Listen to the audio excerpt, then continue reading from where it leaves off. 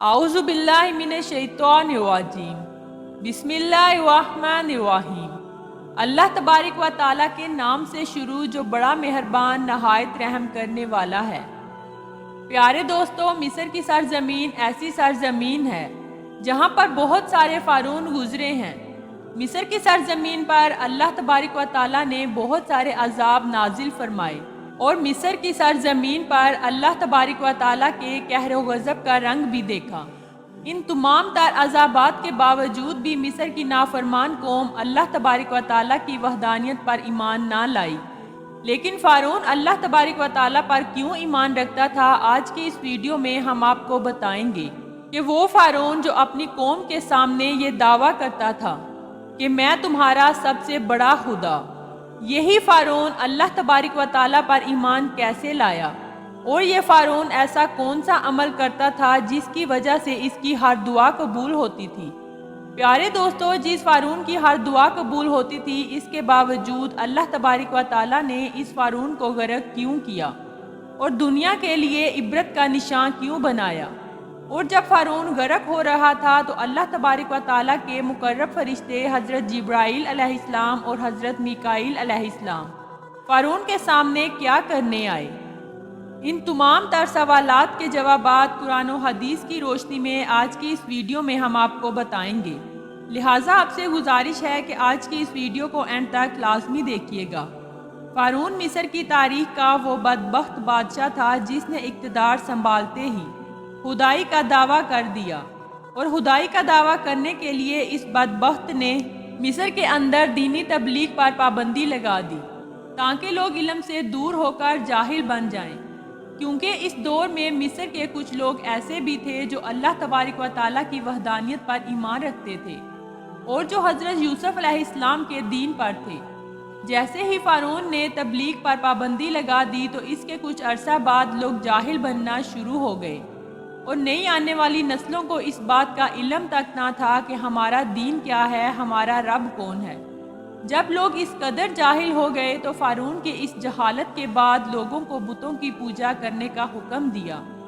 اب مصر کے ہر گھر میں اللہ تبارک و تعالیٰ کی وحدانیت کو چھوڑ کر بتوں کی پوجا ہونے لگی، اور لوگ اللہ تبارک و تعالیٰ کی ذات سے دور ہونے لگے۔ اس طرح جب مصر کے لوگ بتوں کی پوجا کے عادی بن گئے تو فارعون نے خدائی کا دعویٰ کرنا چاہا۔ چنانچہ ایک دن فارعون نے مصر کے تمام لوگوں کو ایک جگہ پر اکٹھا کیا اور خدائی کا دعویٰ کر دیا، اور مصر کے لوگوں کو حکم دیا کہ اب ہر گھر میں میری ہی پوجا کی جائے گی اور میری ہی عبادت ہوگی۔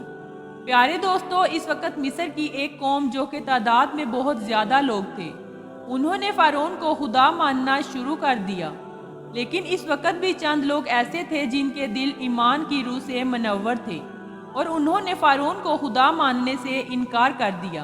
لہٰذا فارعون نے ان چند مسلمانوں کو اپنا غلام بنا لیا اور ان پر اپنا ظلم و ستم کرنا شروع کر دیا، اور مصر کا سب سے مشکل اور بھاری کام فارعون ان مسلمانوں سے کراتا اور پھر ان پر طرح طرح کے ظلم و ستم کرتا تھا۔ چونکہ مصر کے تمام لوگ فارعون کو اپنا خدا مانتے تھے اور اپنی ہر حاجت فارعون کے سامنے پیش کرتے، اور فارعون ان کی ہر خواہش کو پورا کرتا۔ چنانچہ قدرت الہیہ سے ایک مرتبہ ایسا ہوا کہ مصر کے اندر قحط سالی پڑ گئی۔ جو فارعون کو اپنا خدا مانتے تھے وہ فارعون کے پاس آئے اور فارعون سے کہنے لگے کہ مصر میں بارشیں نہیں ہو رہی اور دریائے نیل کا پانی بھی خشک ہو چکا ہے۔ آپ ہمارے معبود ہیں، آپ سے گزارش کرتے ہیں کہ آپ دریائے نیل کو جاری کر دیجئے۔ ان کی یہ بات سن کر فارعون دل ہی دل میں یہ سوچنے لگا کہ باقی سب تو ٹھیک تھا، لیکن دریائے نیل تو میرے بس میں نہیں، میں اس کو کیسے جاری کر سکتا ہوں؟ لیکن چونکہ فارعون نے ان کے سامنے خدائی کا دعویٰ کر دیا تھا، لہٰذا فارعون نے ان لوگوں سے کہا کہ تم لوگ چلے جاؤ، کل دریائے نیل جاری ہو جائے گا۔ اب پوری رات فارعون اسی تجسس میں پھرتا رہا کہ میں نے سب لوگوں کے سامنے خدائی کا دعویٰ کر لیا ہے، اور اگر کل دریائے نیل جاری نہ ہوا تو میں سب لوگوں کے سامنے جھوٹا ہو جاؤں گا۔ چنانچہ اسی کشمکش میں فارعون نے تاج شاہی اپنے سر پر رکھا اور دریائے نیل کی طرف اکیلا نکل پڑا۔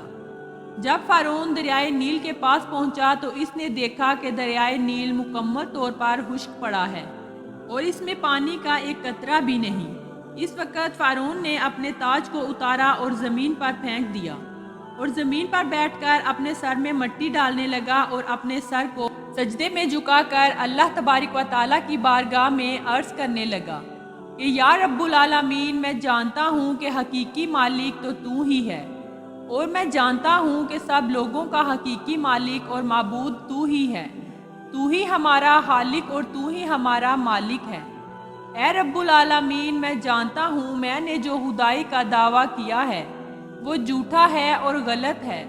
یا رب العالمین، تو نے آج تک میری عزت رکھی اور میری ہر دعا کو قبول کیا۔ آج بھی میں تجھ سے التجا کرتا ہوں کہ اے ہمارے حقیقی مالک، تو دریائے نیل کو جاری کر دے۔ اس طرح فرعون اللہ تبارک و تعالیٰ کی بارگاہ میں گڑ گڑانے لگا اور رو رو کر دعائیں کرنے لگا، اور اللہ تبارک و تعالیٰ کے حضور عرض کرنے لگا کہ یا رب العالمین، میں جانتا ہوں کہ آخرت میں میرا کیا انجام ہوگا اور میرا ٹھکانہ جہنم ہے۔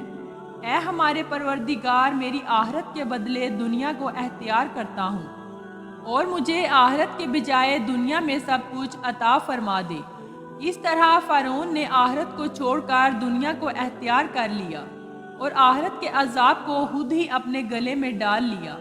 روایات میں آتا ہے کہ فرعون اسی طرح سجدے میں گر کر اللہ تبارک و تعالیٰ کی بارگاہ میں دعائیں مانگ رہا تھا، اور ابھی اس نے سجدے سے سر بھی نہ اٹھایا تھا کہ اللہ تبارک و تعالیٰ نے اس کی دعا کو قبول کر لیا اور دریائے نیل جاری ہو گیا۔ اس طرح جب دریائے نیل جاری ہو گیا تو فرعون نے اپنا تاج کو اٹھایا اور اپنے سر پر رکھا اور اپنی قوم کے پاس چلا گیا اور ان سے جا کر کہنے لگا کہ جاؤ، میں نے دریائے نیل کو تمہارے لیے جاری کر دیا ہے۔ لوگ یہ منظر دیکھ کر بہت خوش ہوئے کہ ہمارے خدا نے ہمارے لیے نیل کو جاری کر دیا۔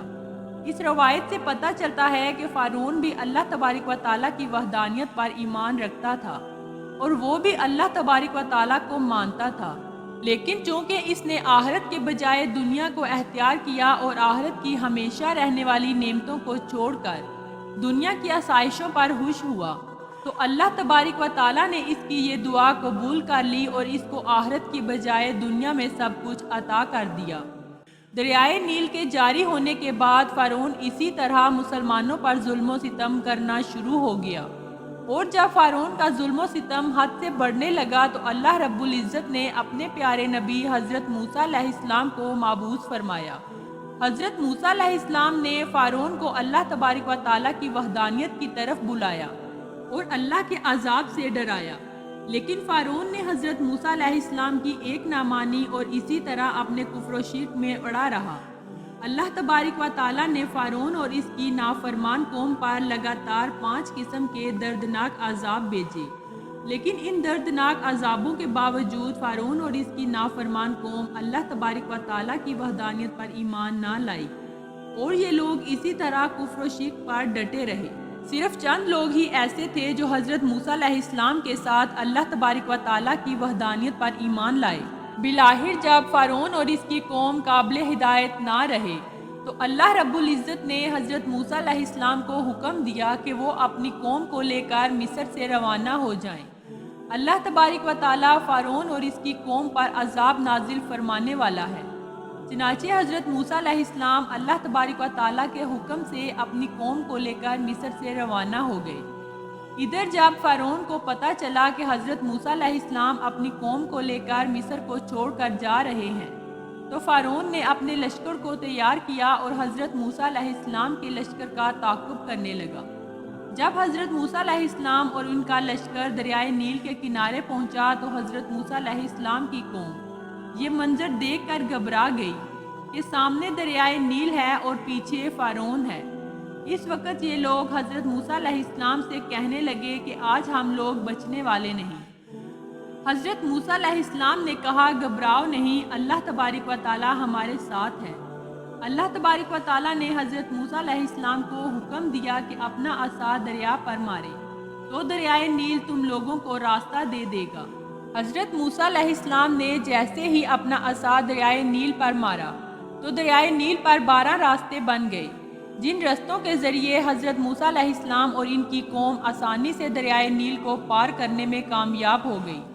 ادھر جب فارون کا لشکر دریائے نیل پر پہنچا تو فارون یہ منظر دیکھ کر حیران ہو گیا کہ دریائے نیل میں 12 راستے بنے ہوئے ہیں۔ موسیٰ علیہ السلام اور ان کی قوم دوسری طرف جا رہے ہیں۔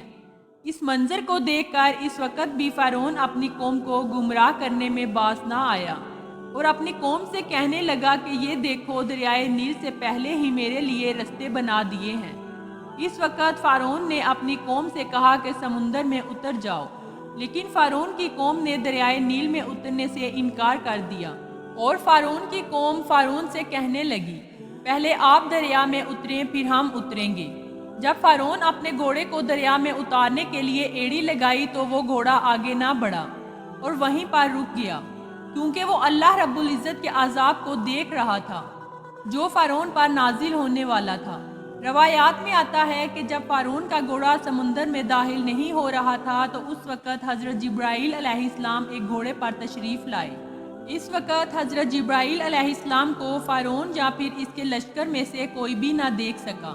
چنانچہ حضرت جبرائیل علیہ السلام نے اپنے گھوڑے کو فارون کے گھوڑے کے قریب سے گزارا تو فارون کا گھوڑا اس کا تعاقب کرتے ہوئے دریائے نیل میں داخل ہو گیا۔